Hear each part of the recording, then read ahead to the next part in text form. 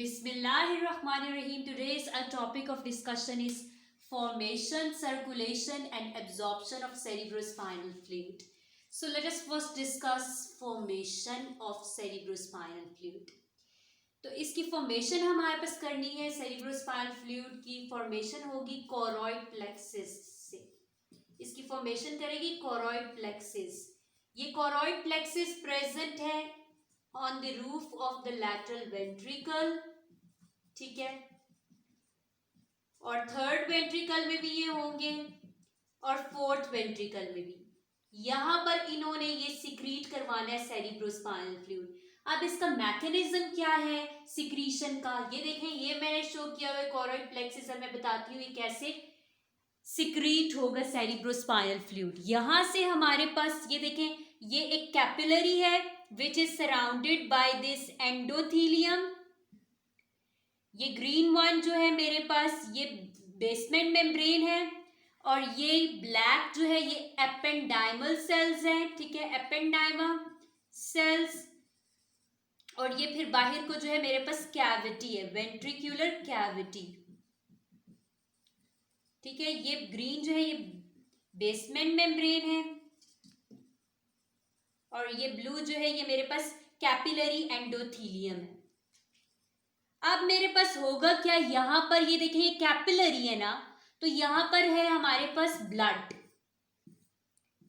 Blood में red blood cells भी हैं, प्रोटीन्स भी हैं और ग्लूकोज अमाइनो एसिड, जो भी सारी ब्लड की कंपोजिशन है वो सब कुछ यहाँ प्रेजेंट है. ठीक है.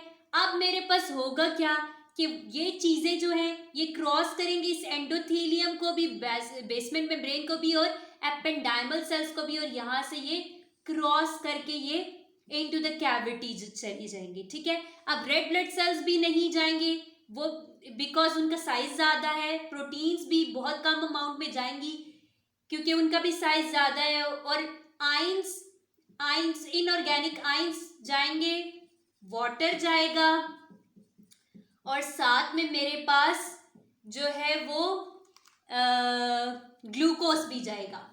लेकिन ग्लूकोज की अमाउंट तकरीबन हाफ होगी प्लाज्मा से. ठीक है. अब ये मेरे पास बन गया सारा का सारा सेरिब्रोस्पाइनल फ्लूइड. ठीक है, सेरिब्रोस्पाइनल फ्लूइड मेरे पास अब बन गया है. यहां से कुछ चीजों की जो है वो कुछ वेस्ट वगैरह जो है उसकी रीएब्जॉर्प्शन भी होगी एक्टिव ट्रांसपोर्ट के थ्रू, जिसकी वजह से आयंस इसमें कम होंगे क्योंकि कुछ आयंस भी रीएब्जॉर्ब हो जाएंगे. तो सेरिब्रोस्पाइनल फ्लूइड में कुछ आयंस भी कम होंगे. अब ये मेरे पास ये वेंट्रिकुलर कैविटी में मेरे पास ये सेरिब्रोस्पाइनल फ्लूइड बन गया है. इसकी फॉर्मेशन हो चुकी है. अब ये आगे से पास किस तरह करेगा वो मैं बताती हूँ. अब ये देखिए, ये फॉर एग्जांपल मेरे पास ये सेरिब्रोस्पाइनल फ्लूइड जो है ये लैटरल वेंट्रिकल में बना है. ये मैंने क्या शो किया हुआ है, लैटरल वेंट्रिकल. तो ये लैटरल वेंट्रिकल से पास करेगा into the third through foramen of Monro. ये पास करेगा इनटू द थर्ड वेंट्रिकल और थर्ड वेंट्रिकल से थ्रू सेरिब्रल एक्विडक्ट ये मेरे पास कर जाएगा इनटू द फोर्थ वेंट्रिकल. और फोर्थ वेंट्रिकल में जब ये मेरे पास आएगा तो यहां से ये फ्लूइड मूव करेगा थ्रू फोरामेन ऑफ लश्का. ये जो साइड्स पर है ये मेरे पास है फोरामेन ऑफ लश्का और ये जो मिड में ग्रीन है ये है फोरामेन ऑफ मेजेंडी. तो अब यहां से फ्लूइड फोरामेन ऑफ लश्का और फोरामेन ऑफ मेजेंडी से फ्लो करके ये बाहर आ जाएगा into the sub arachnoid space. ठीक है. अब मैं ये सब एरेक्नॉइड स्पेस शो कर देती हूँ. अब सब एरेक्नॉइड स्पेस से आगे मेरे पास ये सिस्टर्न में और आगे से टेंटोरियल नॉच वगैरह में जाता है, वो मैं पिक्चर के थ्रू एक्सप्लेन करती हूँ.